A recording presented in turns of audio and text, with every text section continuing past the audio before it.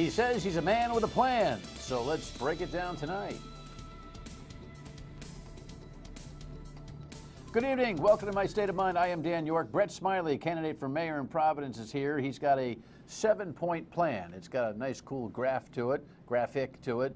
Kind of looks like arts and crafts to begin with, but he's got some concepts that he's built into an 18-page report that says, this is how I am going to jumpstart the economy in the city of Providence. I am always on these candidates for their lack of specificity about what they want to do. This looks a little bit more specific, and so I credit him for that. And so we'll bang it around this evening. But first, let's bang around the rundown and take a look at what we're looking at. Oh, we got some Brown polling numbers, which are predictable and provocative at the same time.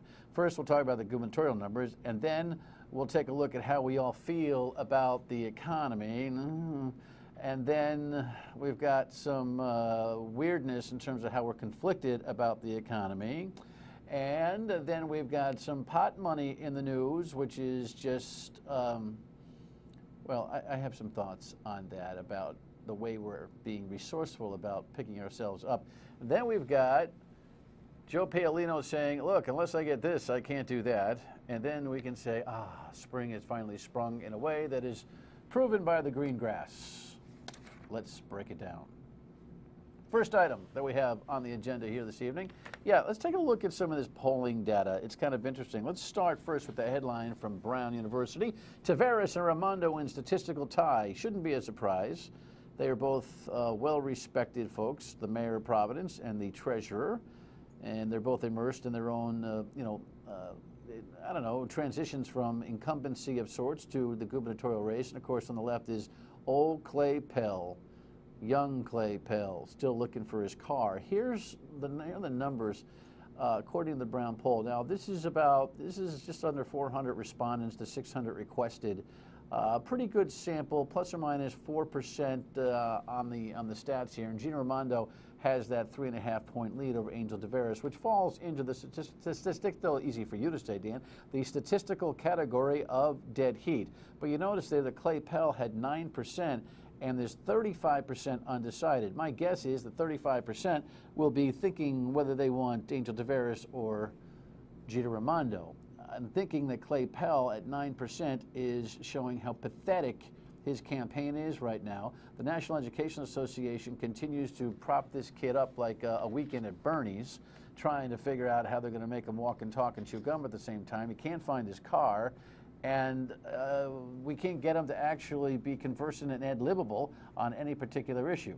I'm guessing, though, that he will, that's two guesses in one segment, I'm guessing, that's three, that he will move to some kind of double-digit position, which only makes him an annoying spoiler in this race. Now, everybody's got the right to wrong, but my guess is fourth. Wow, I'm guessing a lot here. Educated guess, however, that he's going to grab these numbers mostly from Angel Taveras, which helps Gina Raimondo, which is not what the unions want, certainly not what the NEA wants.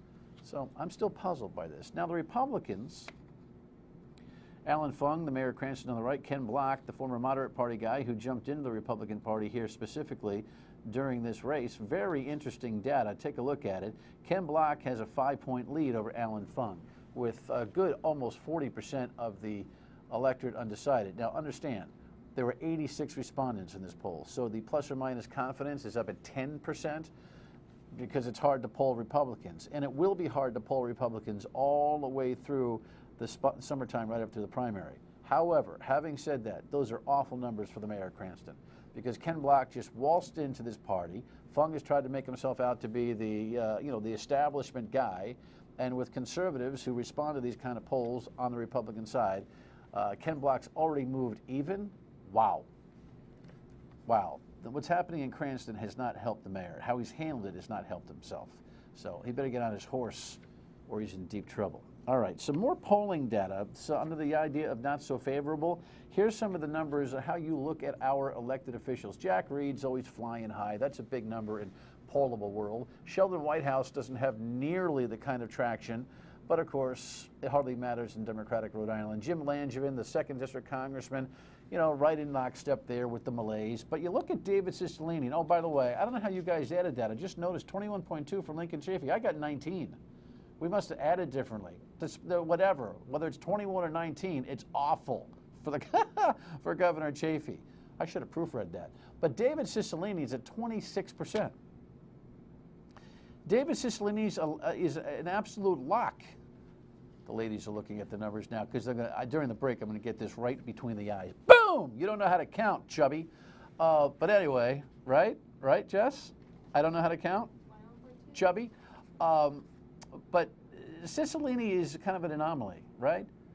Nobody is going to challenge him seriously. John Laughlin's not going to. I bet you David runs around singing things like, nobody likes me, but nobody can beat me. It's very, very strange and pathetic in kind of a weird type of Democratic blue state way.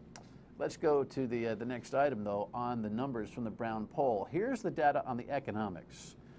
Would you describe the state of Rhode Island's economy these days as excellent? No. Good? No. Not so good? Yeah. Poor? You bet. 0.2%, by the way, that is not a typo on the excellent side. So 6.2% favorability rating for the economy. Here's the tricky part. Take a look at this data. How are you doing? A few of us say excellent. Most of us say good. Less say not so good or poor. So here's the challenge, right? If we're all saying things are okay, where's the motivation for our movers, shakers, and elected community to actually act with any kind of urgency? Well, I asked the radio audience about this today on the Dan Yorke Show, noon to 3 on WPRO, and I asked, what is good? Here's how it came back to me. For the most part, you know what the radio listener said? Good is survival. Good is next week's paycheck is coming in. I got to tell you something. If that's good, that's not so good. Next item. Yeah, come on, man. Really? Really, really, really, really, really? We have some polling data, actually. Brown asked this poll question, too. What's the matter with you guys? 47% support for the legalized marijuana question. You know, small amounts, an ounce or two or less, right? As if that's a lot. I don't know. Been a long, long time for the Dan Yorke state of mind, if you know what I mean. I have no idea. But here's the headline. Report outlines benefits of pot legalization. Some people are really putting a full court press on our legislature. And here's a little bit of ditty. Maura Kennedy had this on Eyewitness News from a guy from this Open Doors group that advocates and polls about us.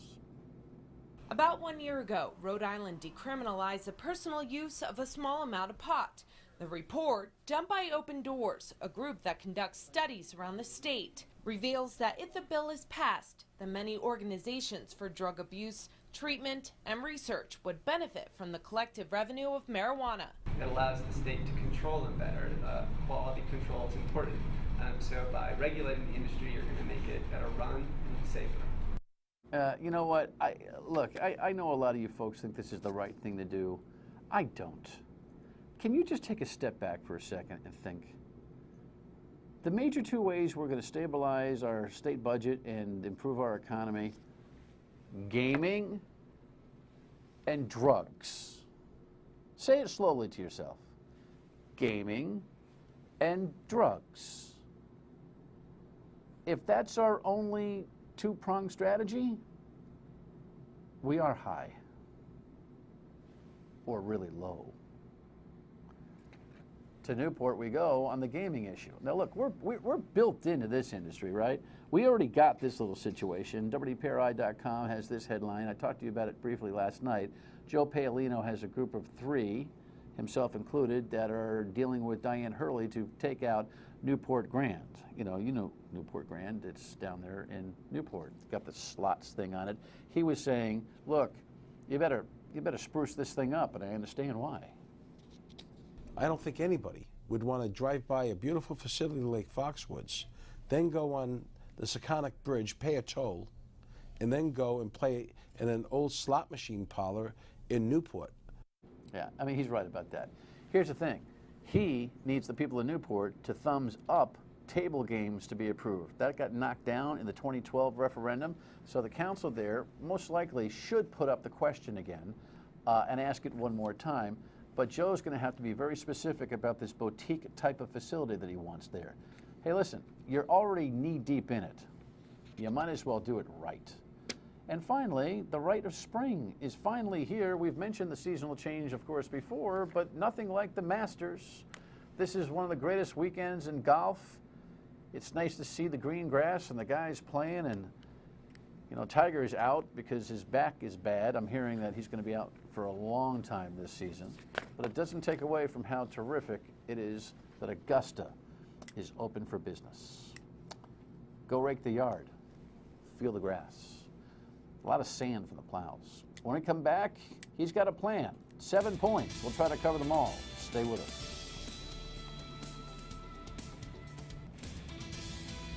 So look, I'm always asking for a plan. So I got myself a plan here. Take a look. Here's what it looks like. It's Brett Smiley's plan. Now it looks a little bit like an arts and crafts show there from the top, but there's nothing like. I just took a PowerPoint class myself, so I think that's very colorful and creative. Great. I appreciate it. Good to see you, man. Nice to see you too. Let's dig it. Let's go. Let's go. Let's go. Let's put up the graphic so we can actually read it, perhaps, Laura, and take a look at some of these ideas. If you're going to work hard enough on a plan, we ought to dig right into it. Narrate for me. Sure. So the centerpiece to it all is making city government work. You know, no matter what we do, it needs to be, City Hall needs to be a more business-friendly place, and it needs to be a place where anyone who wants to do commerce in Providence, whether they want to start a business, grow a business, do a new development, that they know they can get something done without having to know a guy or to go through a painfully long process that's bad for business. All right, so here's what I want to do, because you're good at short answers to questions. Do you want to wait to talk about that, go through the first 7 issues, and then come back to that? Sure. Because I think culture is really important. I agree. Okay, so why don't we wait on that one and go through the checklist here? Sure. So let's start with see our your meds and proposal. eds, shall we? Meds and eds. So we have this great... Nobody knows what that means, by the way. So we have some great assets in Providence in the form of Brown University, the Rhode Island School of Design, Providence College, Johnson & Wales, Lifespan. The hospitals, colleges, and universities are part of what makes us competitively viable.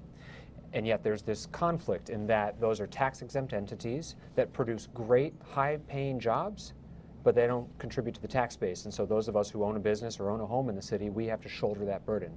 So we need to make sure that those institutions are partnering in the economic success, so it's making up for the fact that they're not paying property taxes. There's a lot in here, but probably the most important piece of that is what I'm calling my 2020 challenge, which is that we need to make sure that the colleges have a commitment to entrepreneurship, but entrepreneurship that's based in Providence. So what I'd like to see are the hospitals and the universities make a commitment that in the next 20 years, 20% of their graduates will start a business within 20 miles of Providence. I like the idea, but I don't understand how you enforce it. So in the past, we've had mayors negotiate with the colleges over cash payments. I think the city's been given short shrift because of that. There's so much more that they can do. What I plan to negotiate with them over is over benchmarks and goal setting for ways for them to create jobs in Providence, like that 2020 plan. That's the negotiation I'll have. Do you want a contractual commitment from these education institutions to... I don't know if it's a memorandum of understanding, an MOU, or an actual contract, but a verbal commitment. I don't doubt that they want to spur entrepreneurship. What I do doubt is that they don't push their graduates into staying in Providence. All right, some of the other stuff here. Sure. STEM to STEAM. We've had a great history in manufacturing in Providence, and some of the real high-end manufacturing and precision manufacturing has returned. What I want to infuse is the A, and the difference between STEM and STEAM is arts. We have a design industry here that is world-class and really succeeding despite a champion in City Hall. And so what I want to infuse is our design industry and support accelerators and a startup community for design work that can help build on what we're already doing in advanced. With taxpayer money? Most of it is funded privately, but in terms of prioritizing. And so there was a proposal for RISD and PEDP with help and inspiration from Beta Spring, which is a tech startup in Providence, to start a new accelerator for just the design community. That's the kind of thing we need to be doing. And so that's a small PEDP grant, but that's money that we've already set aside, and most of it's federal money. Most people just want, what? What's all of that? PEDP, by the way, that's the Providence Economic Development Partnership that is in the midst of a difficult moment right now, given that the feds and IRS are investigating the Speaker of the House, who did some legal work there, but we don't know if that's what the investigation is about. They're trying to clean their act up there, and so you got That's some true. work to do with that place. No, that's true, and I don't know if you know, but I released a PEDP reform plan about 6-8 weeks ago that's a part of this plan. The Providence Economic Development Partnership are resources that should be put to good use. However, we need to take the politics out of PEDP. They make loans, folks. They Right. make loans. However, they've made politically connected loans in the past, Right. and now this pendulum has swung the other way, in which they're not making enough loans. And so that very important 'Cause they're resource, worried. because they're worried. So what I'm proposing is turn it over. Take it out of the hands of the government, turn it over to either a nonprofit or a for-profit financial services advisory firm that will, in a nonpartisan, non-political way, award these loans to people who have good business plans. All right, there's 7 other points. You should read the plan because it's put some work into it. Supporting neighborhood businesses, regionalization, Act Providence, which is really enhancing on what is a real asset, which is the arts community that we have. Absolutely. Correct? I mean, Our arts, it culture, is and something we tourism can industry. say is already in place as a highlight. Yes, and I think we can do more. I think we can particularly do more around food. Meaning? Meaning we've got the best restaurants in New England here. And this is those of us who live here, one of the reasons we love living here is because of the foodie culture. What we need are people coming here for the weekend, going to one of the only culinary museums in America at Johnson & Wales. But they do. Coming to some of the best restaurants, but we don't promote it the way. We've had great success lately with these rankings. We can do more. Working the waterfront real quick. Yes. Meaning? Meaning we have a competitive advantage in bulk cargo already. We need to maintain that competitive advantage, and we need to explore every opportunity we can for short sea shipping, which is floating barges up the East Coast. It's more efficient and more cost effective than trucking and rail transportation. We have one of 2 deep water ports in New England, and this could be a great growth industry for us. All right, so there's the highlights. Read the plan. When I come back, we're talking about this culture thing. Stay with us.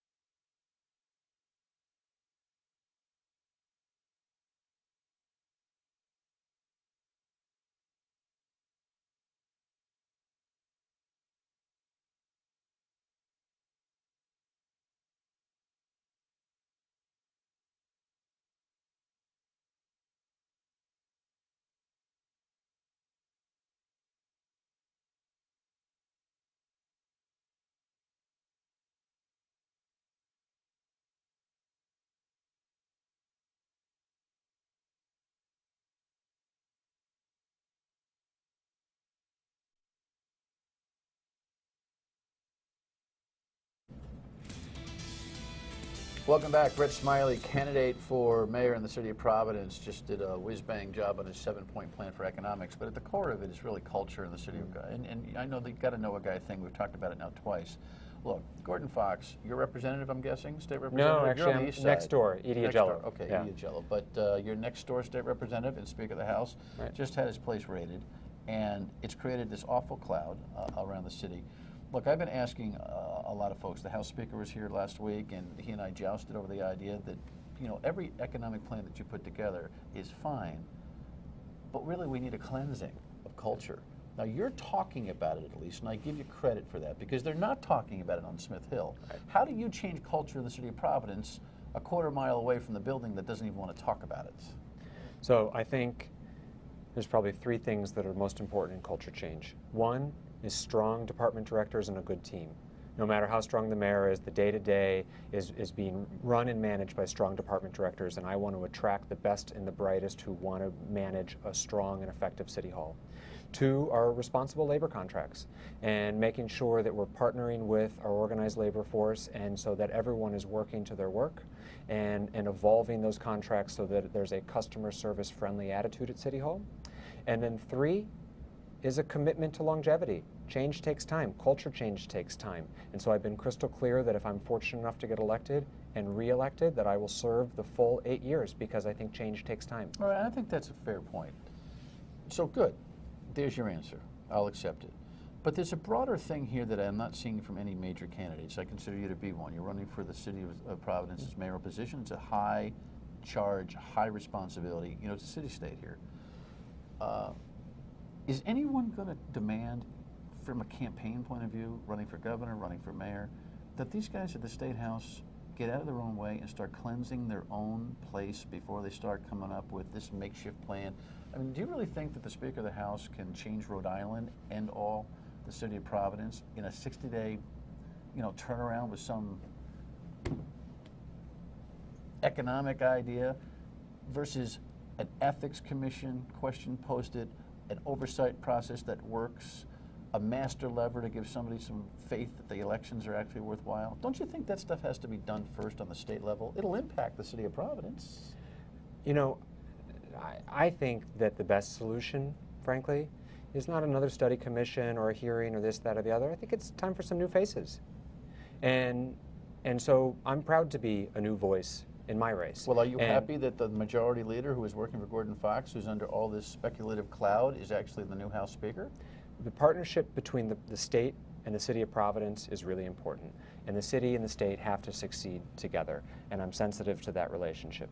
That said, meaning you don't want to tick anybody off I think it's important that we have a partnership, because as goes Providence goes the state, and as goes the state goes Providence. We're in this together. Well, I will say that I think that the solution is probably not legislation. It's probably not another hearing or another study commission. But the solution are some new people. Brett, I'll give you that. I don't think this is a mutually exclusive conversation. We may need new people, but we have to make sure that the people who are in there are operating by a set of rules that make it fair and transparent. Well, and we don't have that on the state side. I think that's going to impact the way you get things done culturally on your side. I will say that after the unfortunate news of a couple weeks ago,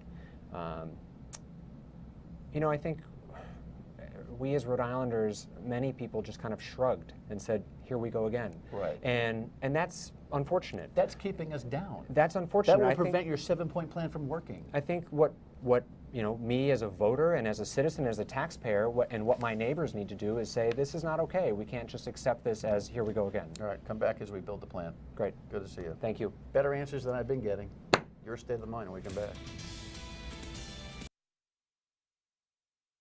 It's important that you tell me what you think about what's going on. This is how you do it. 228-1886, or email me, or Facebook post. You know how that all works. Here's some feedback. Omar says, since Rhode Island's on the theme of trying to build a business and job climate, why not just demolish that Superman building and rebuild it with something worth looking at while at the same time improving the skyline? Hey, Omar, from your lips to God's ears, where's that money going to come from? You build a new building, it's a couple of $100 million. You rehab this one, it's 110. When you can figure out how to finance it, send me another note. I'll see you tomorrow night, 7:30, and on the radio at noon tomorrow on WPRO. See ya.